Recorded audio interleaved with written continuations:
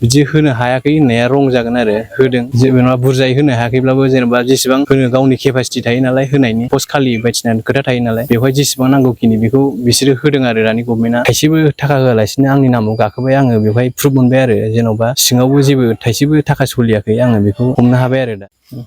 खुलुमबाय बड'लेण्ड बुब्लि आरो रायजिं बड'लेण्ड निउस बुथुमगिरि नोंथांमोननिसिम आंनि मुङा थुलुंगा बसुमतारी। आङो सिमलागुरि गामिनि आंनि पस्टआ लावदङा आङो दतमा आनसलिकनि सिङाव थानाय आङो मैयानि बे बिटिआर सरकारजों खुंजानाय फरेस्ट गार्डनि जे रिजाल्ट होनायाव आङो आंनि नामाबो गाखोदों आङो बेवहाय जोबोद गोजोननाय मोनदों। आंथ' थाइसेबो रां होनाङाखै आङो जेनुइनजोंनो मोननाय जादों आङो।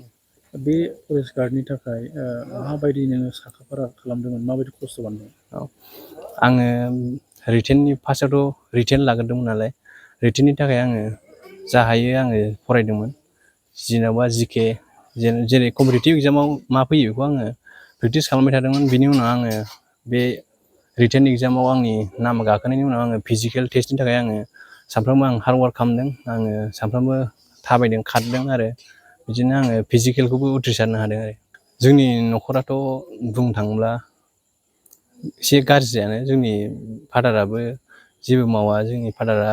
आबादारि ओमफ्राय आङो जेन'बा बिदिजोंनो बिमा बिफानि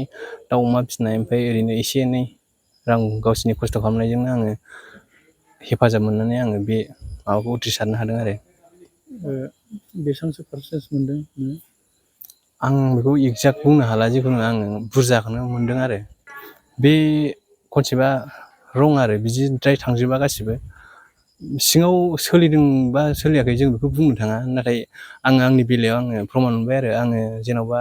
थाइसेबो थाखा होआलासिनो आंनि नामाव गाखोबाय आङो बेवहाय प्रुफ मोनबाय आरो जेन'बा सिङावबो जेबो थाइसेबो थाखा सोलियाखै आङो बेखौ हमनो हाबाय आरो दा आंनि गाखोनायनि थाखाय आरो। साख्रिखौ होनो हायैयाथ' होगासिनो दङ जेन'बा एलपि इउपिखौबो होबाय आरो नै दा जेन'बा फरेस्ट गार्ड आरो भिसिडिसिनि होबाय गोबां होबाय आंबो सिगाङाव जेन'बा होबोदोंमोन बै सिगांनि सरखारावबो आं होबोदोंमोन आरो ओमफ्राय आङो बेवहाय सिगांनियावबो आङो फरेस्टआव पास जाखादोंमोन नाथाय आङो फार्स्टआवथ' फिजिकेलसो लाग्रोदोंमोन नालाय ओमफ्राय आङो बेयाव पास जादोंबाबो आङो लिरनो मोनाखै आरो रिटेनखौनो नाथाय आं दानियाव आङो फार्स्टआवथ' रिटेन जादों दाना रिटेनजों लोगोसे आङो जेन'बा फिजिकेल गासिखौबो होजोबनानै आङो दा मोनबाय आरो बिनि थाखाय आं सानो बिदि होनो हायाखै होननाया रं जागोन आरो होदों